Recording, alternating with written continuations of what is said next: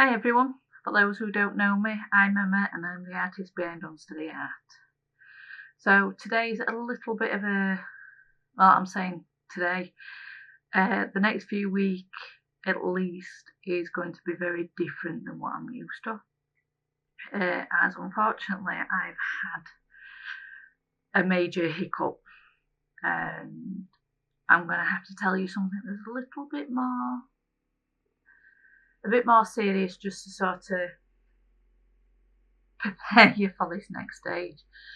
So I've done this is my 35th video that I've done, and yet today I haven't really mentioned why I started it. So my characters are what I class as my symptoms. I was diagnosed with something called multiple sclerosis about 4 or 5 years ago, and basically what that entails is my body doesn't communicate as well as what it should. So MS is an autoimmune, so it's my body attacking my body. Sounds funny, but it is what it is. So the easiest way for me to describe this is by telling you of something I had as a kid. So I was born in mid-80s and basically loved music. So back then you had this really big sort of grunty machine, usually huge because everything was huge then. And these really thin wires connecting to absolutely everything.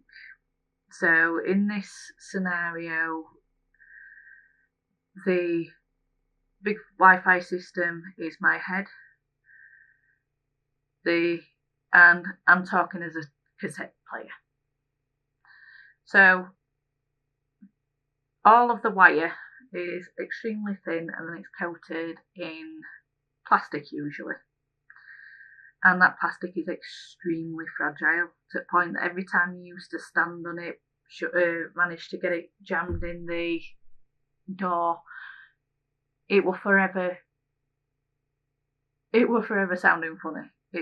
It start to make white noise, or this crackling sound, and that's what kind of reminds me of how my body works. So in your brain you've got all these massive amounts of cables that basically go down your spine and tell every part of your body how to work. Well, the plastic coating on my cables, my nerves in this matter, and the plastic being myelin, my body's attacked the plastic coating. So that means that whatever I do is slightly delayed compared to everything else, or gets lost in translation. One of the reasons why I'm telling you this is I've recently had a massive fall and I've hit my face to the point that I've ended up with stitches.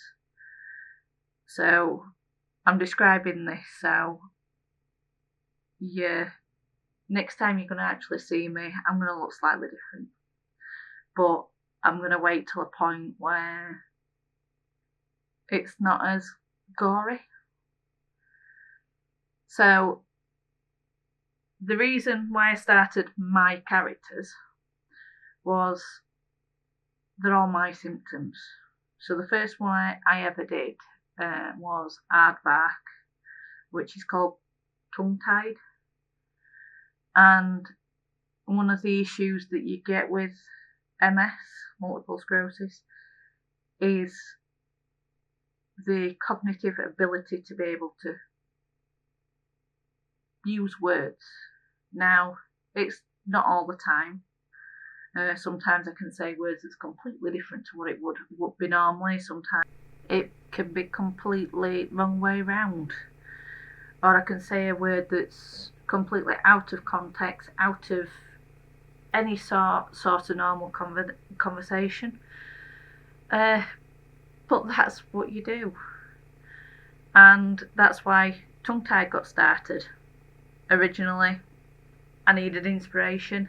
I know I look at animals and saw aardvark as literally the top of the list. And yeah, aardvark's an enormous tongue to be able to try and get the ants in the anthills. He tied himself up. And that is my first character, which you should start seeing on your screens.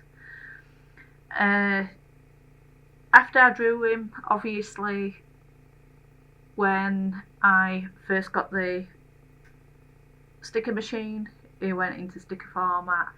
I've done him on prints, bookmarks, embroidery, badges. Every character I've made, I've tried to include in every source that I've done. And because it's me that makes them, I can make as many or as little as I want. And if you're another person that can't get the words out, tongue-tied, whether or not that's dyslexia, whether or not that's conditions like mine, or whether or not that's just you in person, he is a good character and he's a good way of expressing something that you're trying to get into the world without having to actually say it, because it is painful when you can't say what you're wanting to say. And that's why he exists for me. So that is Aardvark Tongue-Tied.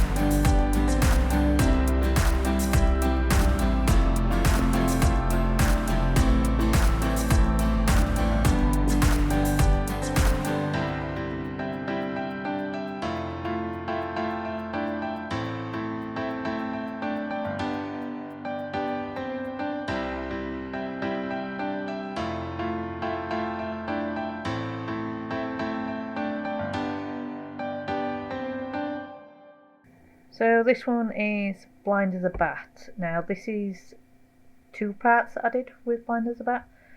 The first one, which is what you can see here, it's when my vision issues first started.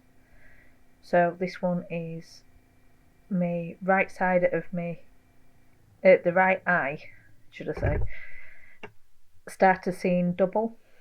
It was slight ghosting upwards. So majority of times I can see the difference, but the more I get tired, the more I get worn out, it then gets a little bit harder to see the difference. It's a nightmare for lights at night. It's a nightmare for trying to read the clock on a morning, because that's bright red and I can never see which one's which. But you plod through it. The second blind as a bat was when I started seeing double fully crossed over left to right. Now, luckily that didn't last me a day, but that one really did check me. It started all of a sudden while I was working. Went to sit down because different parts started getting numb, and then all of a sudden my vision crossed over. The only way I could tell where I was going is by getting Dave to walk in front of me, so I could at least see where the truth was. But luckily that one cleared up. So I think I'm going to leave the video here. I am tired and it is getting quite late in the day. I hope you did like this.